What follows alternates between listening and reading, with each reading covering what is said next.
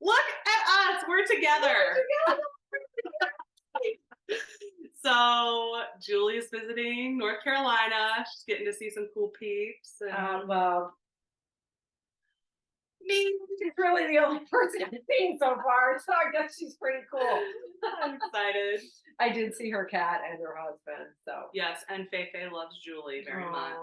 Yeah. Sweet kitty. So we figured today would be a good day to talk about friendship.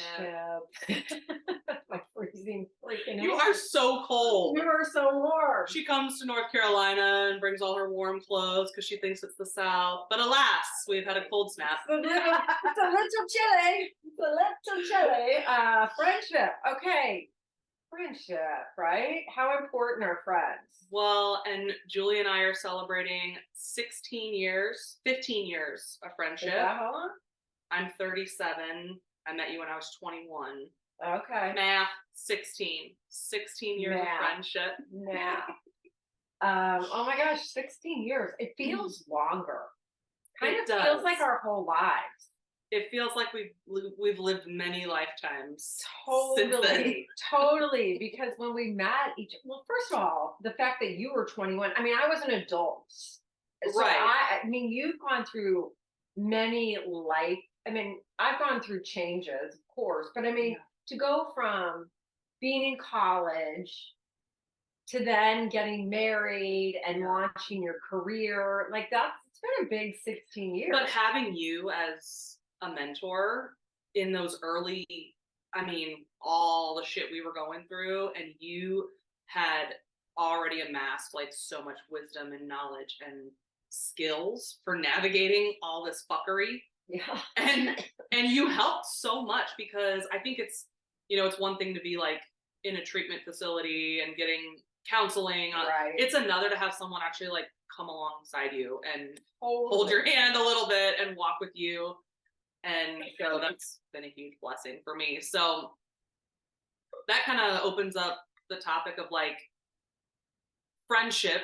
There's so many different types of friendships. And I remember one time, another former mentor of mine, he's very tuned into just like the energetics of relationships and communication. And he asked me, well, what are you looking for in a friendship?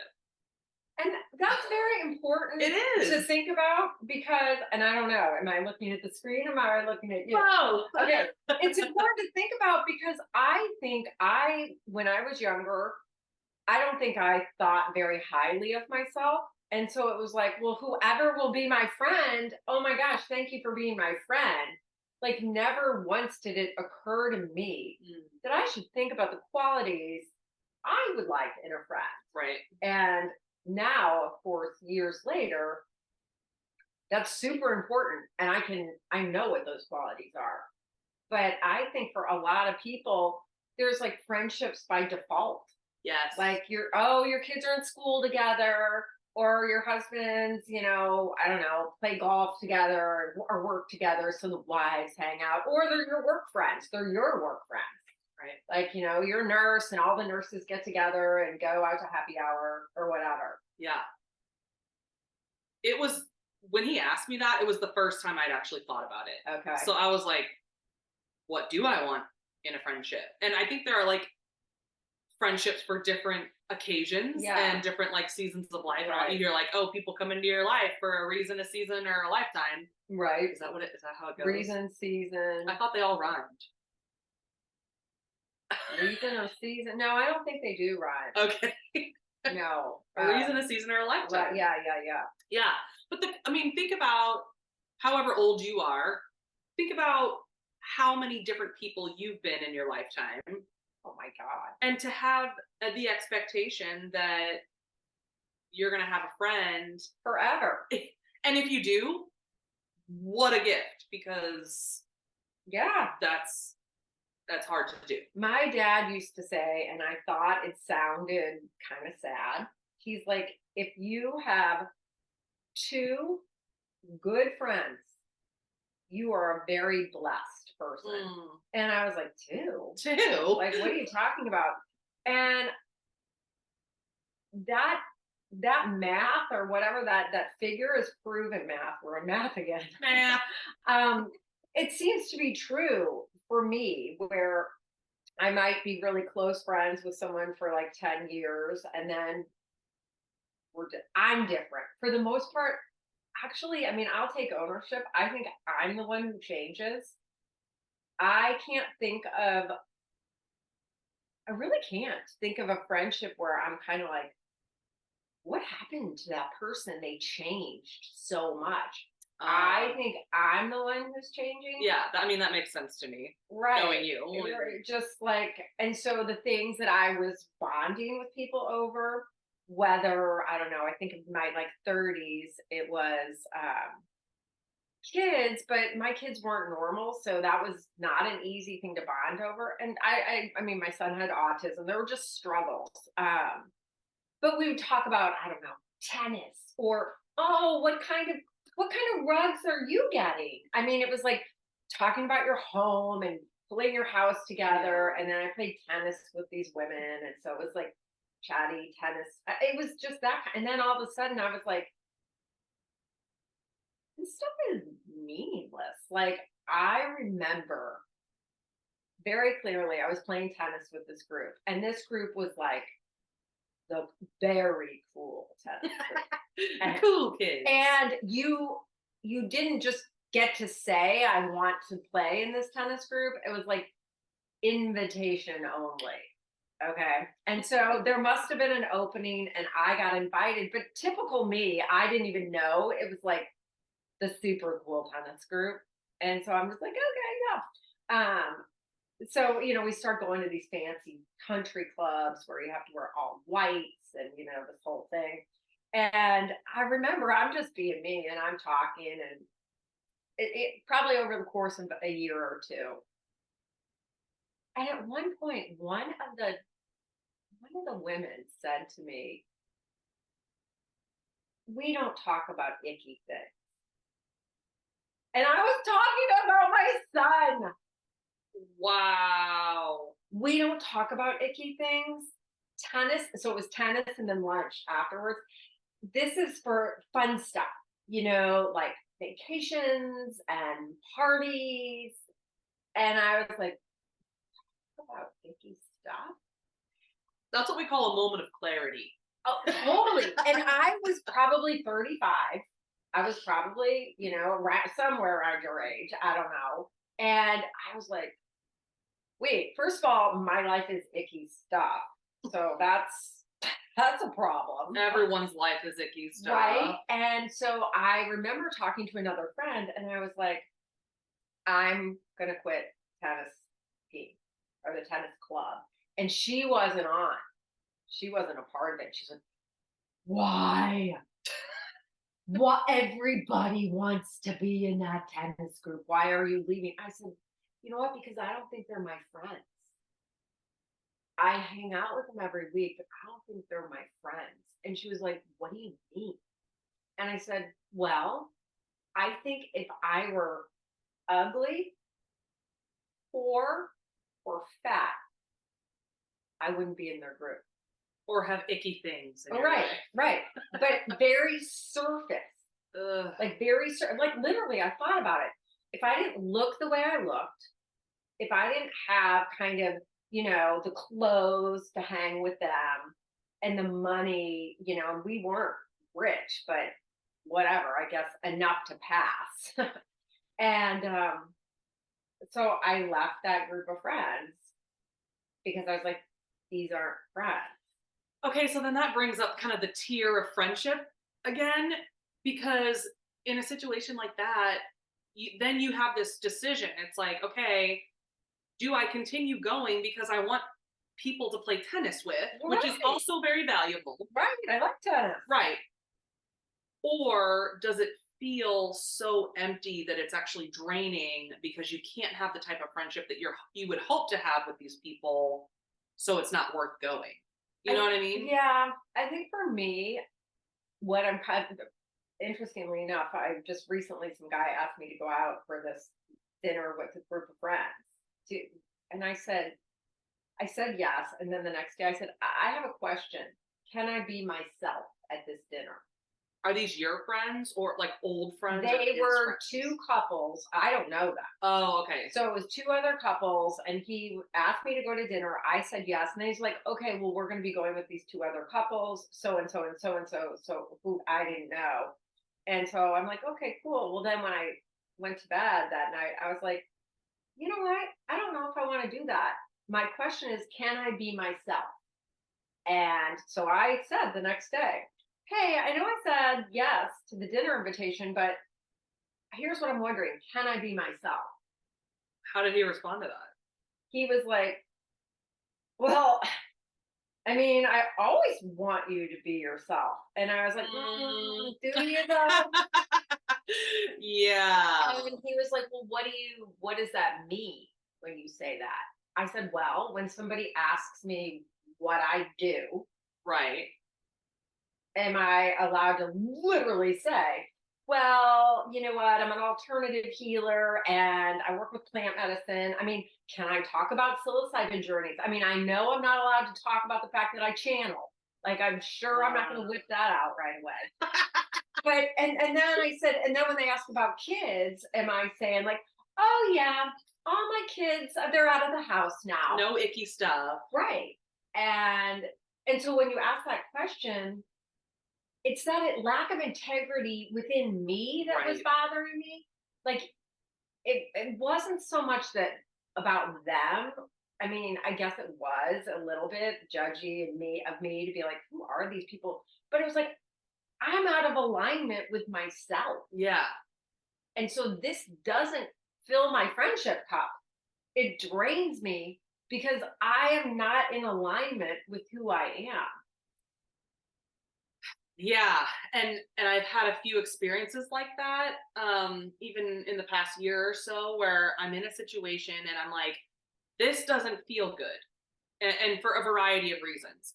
I'm doing an activity that is out of alignment Right. with who I am, Right. Right. or we're surrounded by other people who are out of alignment with who I am, which is fine. And I don't want to come across as like we only hang out with our people and No. ba ba ba ba ba. But at this point in my life, if I'm choosing to get dressed, put on makeup, do my hair, we live in the kind of the middle of nowhere, so I'm at least driving 30 minutes to go meet up with friends. Right. It's effort.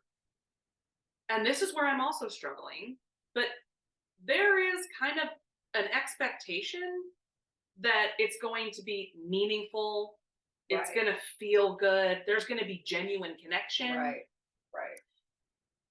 If that's not the case anymore, I'm just in a season of life where I'm not choosing that. Well, because you've established a connection with yourself. Exactly. And so for you to kind of leave your nest and like your connection with you to go, you're like, okay, well, if I'm gonna connect somewhere else, it's worth the effort. But if when I go out, I'm disconnecting, Right. That's a great way of putting it.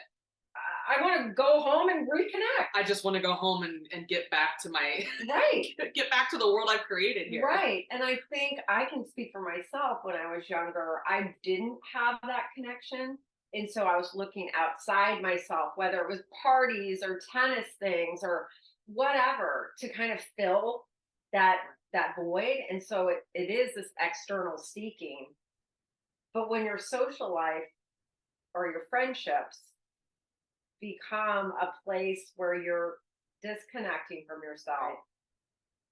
But here's where I also struggle. I'd love to hear your thoughts on this too, because for me personally, Right. I've really been working on, or like bringing into my awareness how much my expectations in relationship create that disconnect. Right. Because my expectations, and since I was a kid, have always been sky freaking high for myself and for others and for situations. Right. No one can live up to those expectations. And so I've been practicing this in my marriage, especially. It's like, to be content in any relationship, there can be no expectation. Right. Right. So again, former mentor, same one I was talking about, he would say, if you're looking to get something out of a relationship, you might not want to call it love. Totally. But if I'm thinking about what am I looking for in a relationship? it's someone who, well, let's just talk about this. What are we looking for in a friendship? For me, it's someone who will show up as their most authentic self, Okay. someone who I feel in alignment with, whatever that looks like. Like maybe we have some common interests, we maybe have some common language, like and I do enjoy when people push me outside of my comfort zone too. Someone who will call me on my shit, someone who can be Right. like, oh well, maybe, Right. you know, Yeah. speak some truth into my life and not just be like a yes woman or a yes man. I'm also looking for people who are doing their own work Right. and who, whatever that looks like, have some goals that they're working Right. towards, like growth mindset. Right. And I kind of, I would consider myself a pretty good listener, and I hold space for people a lot. So if that person can't hold space for me when I need someone to Right. just listen, Right. and that's been a new development. Right. Because I've kind of, there are friendships in my life where I am constantly the one listening. They are always talking. It's always their crisis and their, and there's no space for me Right. to share anything on my heart. And so those friendships I've just kind of like let naturally fall off. I'm like, no. It's not balanced. So if it's not balanced, but then can I say that I truly love this person if I'm showing up in the friendship to receive, Well, not just to receive, but I think it's an energetic give and take, that there's a flow of energy. So to yeah, like put it in the like, well, I'm there to receive. No, you're there to share in an energy exchange. right. Cyclic, like, That's the way it should be. It's an energy exchange. And so when you're feeling like it's too much of a drain, it's a it's a withdrawal every time. yeah, Okay, you can still love that person, but be like, I don't choose. I mean, think of yourself as a battery. All right. Like we are energetic, basically batteries. Let's just call it that. and just to make that point, we are such an energetic battery. Like even our cells are Yeah. electric. We've Yeah. They got have a electrons, positive and a protons. negative Yes, charge, just like a battery. yes, Just like a battery. So if your friendships are draining your battery, how is that serving you? It doesn't serve you. And it's your job to charge your batteries, to make sure that you go out into the world with the charged battery for the most part. You show up with the charged battery for the people that you love. And so if that's out of balance, that just doesn't make sense. well then it's not really a friendship, it's almost like service. Well, it's like imagine you're plugging into a faulty plug. And like every time you go to plug into this faulty plug, and you're like, God, every time I go to charge, this drains my phone rather than plugs in, charges my phone. Yeah, you wouldn't keep You charging wouldn't at go to that that station. plug. Right. You just wouldn't. It just doesn't make sense. It's like I need to go to a different, yeah, charging station, plug.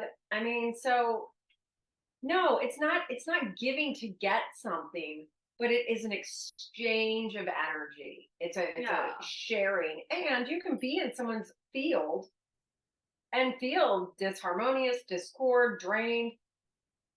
How does that friendship serve you or the other? Because they're plugging into you. Mhm. And the longer they plug into you, the longer it's going to take them to learn how to charge their own battery. Right. Oh, yeah. Energy vampires. Right. So Look out. we're not even being of service. And I would consider myself one of those people who had so many friendships that were unbalanced. Mhm. And I think it was coming from a place of low self-esteem, that I needed to show people like I'm such a good person. I'll be a good listener. And I mean, I needed to deliver something, right? Otherwise, why would they want me? Not Mhm. knowing that people want me around because of my energy and my joy, and Just I'm for who you funny and who are. I am. Yeah. But it was this, I gotta, or I need them to need me because then I feel better about myself, and then they'll always need me. And so like I real also I created relationships like that because I didn't feel safe. I didn't feel like I could be vulnerable in relationships. And so if I was the person helping someone and they were always looking to me, you don't need the help. I don't need anything. Yeah. I got it all together. Yeah. And so everybody can call Julie for this and call Julie for that. And it's interesting because that was like in my 30s, it was more like, oh, can you help me with my interior design projects or things like that? I was always, and then I had to take a period of time where I disengaged from those friendships. And now people call me, but they're calling me because of the wisdom or because of who I am now, not what I can do Right. for that. That's really beautiful because I can really resonate with that. Like, being a good friend has been like part of my identity for a really long time. And people always say that, oh, you're such a good friend, you're such a good friend. And that like really lights me up. But it in the past and still I catch myself doing it from a place of feeling of lack and like, I'm not feeling good about myself, which this is such a benign way to deal with this. But it's funny. If I'm not feeling good about myself, I'll do something for another person to get that like endorphin hit, you know, like, oh my God, thank you, you're such a good friend. Right. And then it's like, oh, I am a good friend. Right. I am worthy, you know? Right. So someone validating you externally. But it brings up in my mind when you're talking, like, can we talk about childhood friends? Sure. Because it's easy for me to do this with new friends, right? You know, if I've acquired someone along the way and then I'm like, oh, this is actually not serving me, it's easy for me now to be like, just to move on. Yeah, I'm like, no, this is not, I'm not going to invest in this and you know, spend my time and energy. Childhood friends are a different story because, and I don't know about you, I don't have many.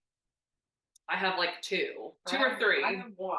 Okay, yeah, and it's kind of rare. I have a girlfriend who has like 6 childhood friends that they're all like a very close group, and like what a gift, right? Okay, yeah, no. But childhood friends are different because they've known you. They've known you from the start. Right. And so the fact that if they're still around, that can mean one of two things in my mind. One, there's just that cord there that we refuse to cut because it's comfortable, or we've given each other the space to evolve and grow into the people that we are now. But it is so hard for me to cut off an old friendship. Okay. Like, it feels like losing a limb, kind of. Really? Yeah. So I have a friend who was a friend in high school, and then we were, you know, in our best friend circle in college, and she just kind of fell off after college. And she was the maid of honor in my wedding. It was that. We played volleyball together. It was like that kind of a friendship. And we've never even talked about it. So I don't know from her perspective, but she just decided that she didn't want to be friends anymore with the whole group, really. Okay. But it like cut me. It's something that I had to like really work through. And at first it was anger. I was like, fuck her, you know, blah, blah. And then I was like, no, I forgive her. And then I'd be like angry again. And like, no, I forgive her, you know. But a lot of your identity was tied up in your friend group, your posse, your tribe. I mean, that's coming in right now. A lot of your identity was tied up in that. Yes. And because my family is, you know, Julie has such a like tight knit, big ass family. Like that's my tribe. Right. My family, we're close now, but we were not super close growing up. We're not a big family. So my family was my friend circle. Yeah. And when someone chooses to leave my friend circle, ooh. Well, it threatens feelings of security. I mean, and then if someone chooses to leave the tribe, it's like, what's wrong with the tribe? What's wrong with me? Well, right. What's wrong with you? Because you're aligned with the tribe. But that's really interesting because I was such an oddball loner. No, I wasn't a loner. Like I could fit in every group. Mm-hmm. Like they called me at school. The teacher was like, "You're just a chameleon. You could hang out with any group." And it's almost like every group would accept me in. Yeah, I could see that. Like no one was like, "Oh, we don't want Julie around." But I had this deep feeling my whole life of like, I'm not like any of these people. Yeah. And even in my family, I mean, definitely, I was like, I'm not like these people. And so I felt very much like I didn't have a big friend group. Like there were people around. Right. Like you weren't alone. I wasn't alone, but I didn't feel known. Yeah. And I didn't feel like I could, I mean, I didn't feel like I could share what was going on in my mind because it was way different than what everybody was talking about. Like at the lunch table, at school, I'd be like, huh, wow. Well, if they kind of knew what was going on up here, like it was just there was no connection. I couldn't really forge a point of connection with people. Um, and you had like your church group. I mean, it seems like you've had a lot of people around you, and like your sorority sisters, and so I could see that. That was well. I learned very quickly that that was one of my gifts, is that I can bring people around me I can build community pretty quickly. okay. But I'm learning as I get older and a little more discerning with my energy. And Julie and I were just talking about this last night. That just because I feel a connection with someone right off the bat, it doesn't mean that I need to have them.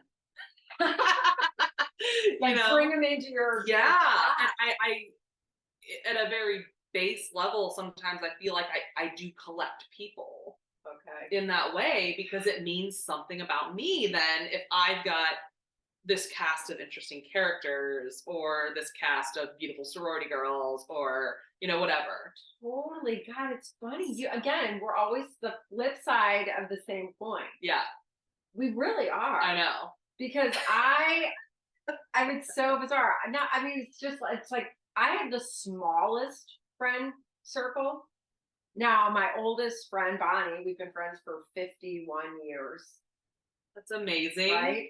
We have nothing in common except for we love each other. And we completely unconditionally accept each other. You know what? There's integrity. And to me, that's the most important quality. So what do you mean by integrity? Like, say more. Integrity to me is your actions match your words, match your beliefs. In a relationship. Yeah, just in life. So I don't want to be in a friendship with someone who's lacking integrity. So that's one of the things that's you're like the for. number one thing. Okay. Integrity. You don't have to even have any interest in common with me. You don't have to believe anything I believe. Literally, doesn't matter. Yet, have integrity. Why do you think that's like a sticking point for you? It's being able to trust someone. Mm-hmm. That they are who they say they are. And it's being safe in a relationship. So if somebody's words and actions and beliefs are in alignment, cool. I know how to interface with this. There's not a hidden agenda, or someone doesn't say one thing. Like if they were out with other people and they would represent themselves as someone they're not. Right. It's like, yeah, nope. Well, and you can see through people's bullshit so easily that can probably be. That's a bit of the a little issue. Lonely, a little. That is a bit of the issue. I mean, it's. First of all, when we see something in someone else, right, that seems out of alignment or whatever, I now understand, oh, this person is wounded. This person has unprocessed whatever trauma. And so I'm not bringing a judgment to it. Right. But I can see it pretty fast, like that in someone. Yeah. It's like, and for me, it's that person's not safe. That's what it translates to. That person is not safe. Yeah. Because if someone is not in alignment, they're not safe to themselves. They're certainly not safe to anybody else. So it's like, no, for a friendship, I don't even like. It's funny. My friend, I mean, let's get all whatever. She votes and she votes for someone that my family wouldn't have voted for. Well, it doesn't even matter. And like the COVID thing, she follows it to the letter and does all the things that the CDC says. And she's worked a job her entire life, and she's very good at it. And she likes very strange food. She doesn't like chocolate. I'm like, What? there's a lot that, and then if she were talking about me, she'd be like, okay, my friend like gets messages, and she basically doesn't participate in anything that has to do with a political system or the medical system. She doesn't, she doesn't have health insurance. She doesn't go to the doctor. She doesn't, get scammed. I mean, if she were talking about me, we couldn't be more different. Like if you met now, there's no way you'd be friends. I don't know that we'd ever have our path. How would our paths cross? Yeah. Like literally, I don't know how our paths would cross. She's Jewish. I'm very plugged into her Jewish community. So a lot of what she does socially is through the J, or even these trips. I wanted to go on one trip. I'm like, I'm kind of Jewish. We've been friends for years, and my family were Mennonites. Like I found out my family were Mennonites. Can't I go on the Jewish trip with you guys? And she's like, no, Julie. Not related. You're not Jewish. And I'm like, but I would like to be, because Jewish people are so nice. Yeah. I do love, but she hangs, and she has one adopted sister. She has one sister who's adopted. Her name is Lisa. Lisa is a tall blonde. Every time I'm at something Bonnie does, like a party, everybody thinks I'm Lisa. Lisa is like 6'1", okay? I'm like 5'8" on a good day. And we don't look alike. So, I mean, it's funny how that is. Like, I'm her non-Jewish friend, but we would never have met each other. We were neighbors, but I could trust Bonnie. She lives in her integrity. She lives, if Bonnie says she's going to do something, Bonnie will do it. If I called Bonnie and said, Bonnie, can you help me? I need someone, whatever. She would say, yes, I can. But she wouldn't be someone who'd be like, I'll be right over right now and drop everything. She'd say, I can do it at 4:00 on Sunday. And so they're like, don't you love that in friendships? Yeah.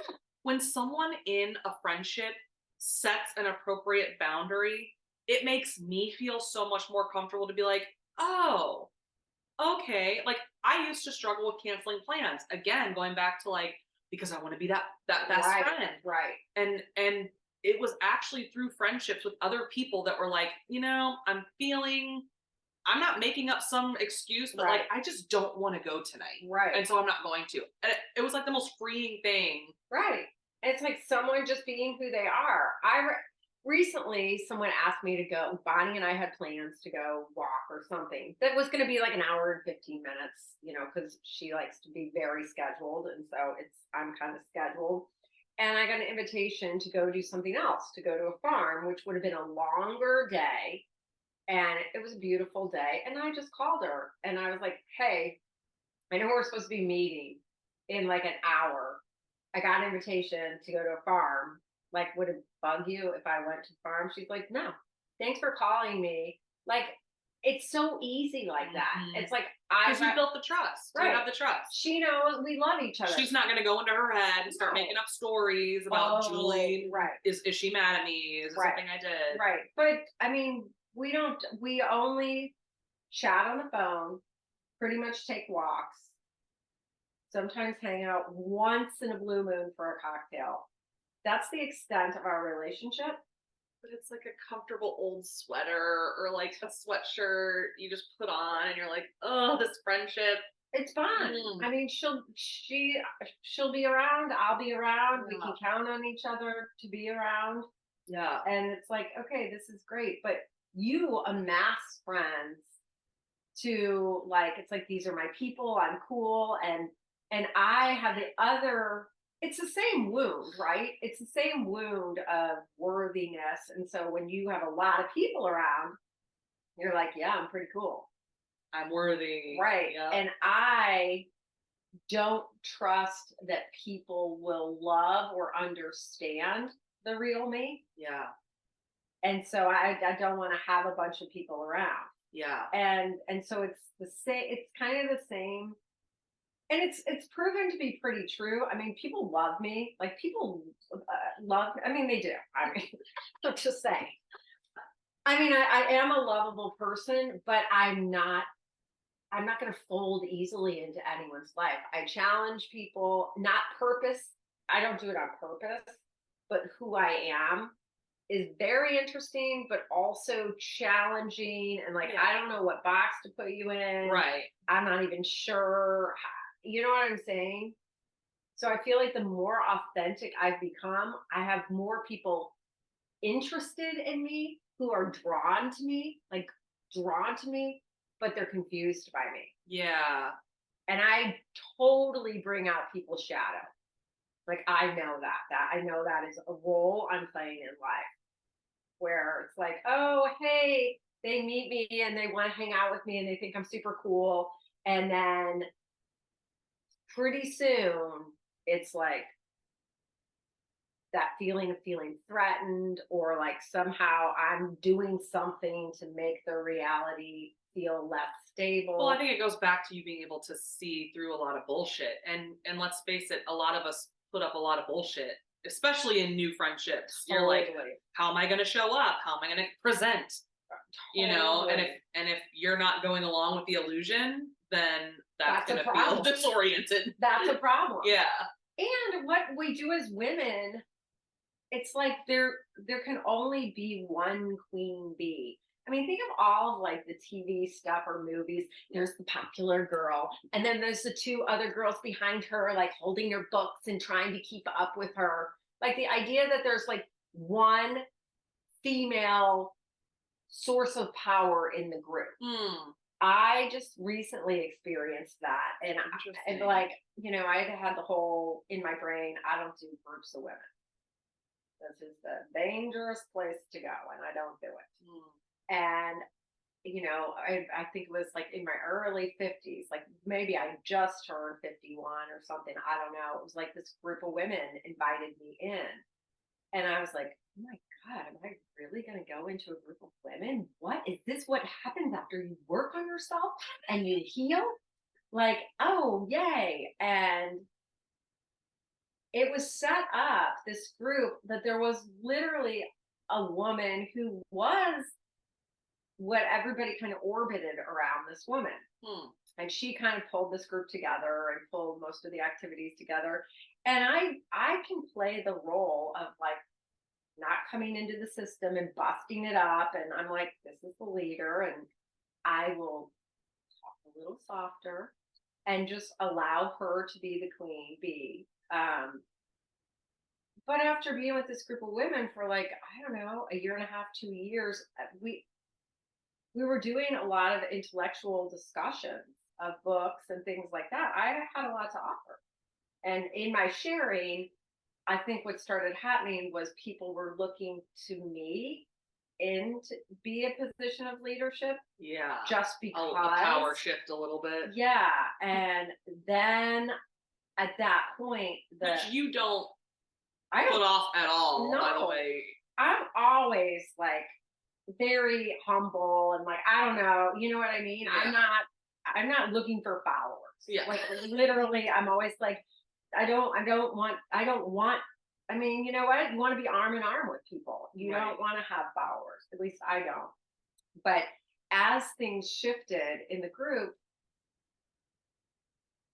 then the queen bee, like I found out through other people, like was, first of all, she would be like cutting me off if I'd be starting to say something. Or even someone in the group was like, oh, I'm looking for someone to do a psilocybin journey with. And it's like, oh, well, I do. And she would steer people away from me, like intentionally. And it happened 3 times, like in the course of one gathering. I was like, wait, it feels like she's deliberately trying to, and then I found out then through someone else in the group that she literally had like verbally eviscerated me and said that I was of the dark. Wow. I was of the dark. And I was like, I was so wounded by this. Yeah. Because I had thought that, like, if I, did my work to be healed or healing and open to hearing what people may, find harmonious and disharmonious about me, like if I'm open to that, then those are the relationships that I'm going to draw to myself. And so I kind of felt like, yay, I finally drew, because you hear about women like you that have their freaking posse and their tribe and their gals. And, it's a little bit of like, what's wrong with me? And so then when I had that back in my life, this group, I was like, oh my God, yes. And I had the same experience. And I started to wonder, what is it about me? Right. In a bad way. Yeah. Like, what is it about me? And then someone told me that there are people that they draw the shadow out of people. Like if you're the light and no one's all light or all shadow, but I'm pretty joyous and like, kind of upbeat. and that can annoy people or whatever. And there's that song that I listen to now, and I can't remember the artist's name. Do you know her name? Joy something, isn't it? Joy Life or something. I don't know, but she has this whole thing about some people go into a room and it's like there's a target on them and it pulls out people's unhealed stuff, which is great, except for when you're the person. Right. But she says, make them put on shades, boo, just go be your light. But I found friendships to be very painful. Well, and you bring up a good point that in you maybe your energy, your frequency does that on a deeper level for people, but all friendships, all relationships totally are going to trigger the fuck out of your shadow. Yes. And if you are gifted and blessed to have a friend who is doing their own work, then you can create a safe space for both of you to be triggered as fuck. Take your moment of pause and reflection, come back. Maybe there's apologies that need to happen. Right. If it's someone who, and not to steal your story, but then that person did come back and there was some reconciliation, some ownership, right? The person did come back, and when I realized I didn't feel safe, and so I quickly let it pass because I was like, thank you for apologizing, and I moved on. Yeah. But let me tell you what, I didn't feel safe anymore. I didn't feel like there could be a dialogue that went both ways. I think I kind of let her off the hook quickly because I was like, I don't trust someone that can badmouth me for 2 hours. That's a long time to badmouth someone. And that's a little more than just like, oop, having a shadow moment. Exactly. Exactly. And so of course I was like, yes, I forgive you. And I think she went on a silent retreat after that. And like, and she said in this email, like, I know you're one of my teachers. And that's like, okay, cool, great. But that still hurts. Yeah. And interestingly enough, I mean, I would see her again to have that more complete feeling of completion. Yeah. I don't think either one of us at the time felt capable of having that completion. And so she sent an email that was apologizing, which I appreciate, but is certainly an easier way to go, right? Which sometimes that may be all the person can do. Yeah. And I received it and responded back with like, thank you. And, I mean, who am I to not forgive someone? I had this journey that was really, I did a gram of plant medicine. And half a gram, folks. Half a gram. Not a lot. And I was like, kind of off to the, the realms. And here's what the guy, so, I had been wronged by someone, recently. I was put in this very bizarre position. Like there was this family feud, they were fighting, and I was like helping his mom who was crying. And I'm like, what is happening? I'm just trying to have a Saturday. And I mean, I was in the middle of literally like this generational feud. And I'm like, oh, what? When you thought you were like gonna go out and have some fun. I'm gonna go Saturday, and all of a sudden I'm like, what is happening right now? Like where we were going, it was only supposed to be me and this other guy, and he'd been trying to get me to come, blah blah blah, see his farm and blah blah blah blah blah. We get there, one other family member comes flying out of one. I mean, this is like 1,000 acres. Okay, this is huge, and then the mom is crying. I mean, and this is craziness, like screaming and throwing expletives around. And the mom said she wants to be dead. She'd rather die. And I'm like, Julie, yeah, no. And one of the guys comes out and like, who the fuck is this? And I'm just like, so navigate this whole thing, blah blah blah. Get home, and I'm like, oh my god. And I'm like, who doesn't apologize? Like who put someone in that position? Blah, blah, blah. So after I did my half gram, I started laughing so hard because I'm like, nobody owes me an apology. What? They forgot they are loved. Why do they owe me an apology? Because they forgot their love. And it was funny. My sister heard how crazy this day was, and she was like, he needs to send you flowers. Like, wow. I mean, he owes you the biggest apology. And I started laughing, and I was like, I need to send them flowers. They're the ones who forgot their love. Flowers.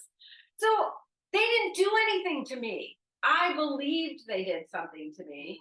Just like this woman, she didn't do anything to me. She forgot she was loved. And then she talked poorly about me to someone, but it's not really a reflect. So why does she owe me an apology? And like, I need to forgive her. Like, well, it's different if you think that she owes you an apology versus her regretting what she did totally, and wanting to offer an apology for her. Totally. Yeah, but I think when we get into this idea, first of all, that when a friend behaves in the way that we don't like, that they owe us something or it's about us in some way. I mean, hysterical. It's really not. But for me, I establish, is this a safe relationship? Right. That you can talk about it. Right. And at that point, I had determined, hey, this isn't really a safe relationship for me. It's not about me. It doesn't feel safe for me. And even the guy that, had been pursuing me for a while and finally got me to spend the Saturday, I just made a decision like, no, I don't want to make my playtime, my free time. I don't want to get involved in something where there's so much forgetting who they are, why they are. You can honor someone forgetting that they're loved. That also means that you don't have to spend your full Saturday with them. Right. Or decide to get into a relationship with him. And so that's, and as we kind of wrap up here, like, so it's interesting that for you, it's safety is number one. Yeah. For me, another childhood friend and I had a big falling out a couple of years ago. And we took almost a full year of just like she would text and I was like, I need some time. She made me feel very unsafe. I made her feel very unsafe. And we've been friends since middle school. And then I'd be like, I need time. And then I would reach out and be like, hey, I'm feeling like I might need time to talk. And she'd be like, I'm not in a good place. I don't want to, or not, she didn't say I'm not in a good place. She was like, no, I need more time. So it was a year before we like fully talked again. And we didn't even really hash things out. It was kind of like, hey, can we just move on and love each other? Right. And we have now been talking regularly for another year about, and for me, that was like, this this was a relationship where I felt unsafe, but because of the childhood, the history we have together, there was a foundation there. Right, right, It right. wasn't just like, oh, I'm unsafe and I'm not going to have this relationship Right. anymore. It was a choice that we both made. Can we love each other through this? Can we reset the relationship, the friendship? And we have. Now things are different, and it's Right. how it's going to be. It's like shedding an old skin, you Right, know? right. So, all of that to say, Oh, that's to say, I'm so grateful. I I'm so love you so grateful. much. I love you too. All right. I mean, so, and think about your friendships and why you are they default friendships? How's your battery feel after you've spent time with them? Do you feel recharged? And it's okay if, sometimes you don't and sometimes you do, but in general. And if your friendships aren't balanced, why is that? And how does that reflect back to you maybe some of the wounds you might be carrying? Um, Mhm. yeah. Yes, and friendship, what a gift. What a So, gift. Yay. All it's right. worth fighting for. Yes, yes. All right. Bye, friends.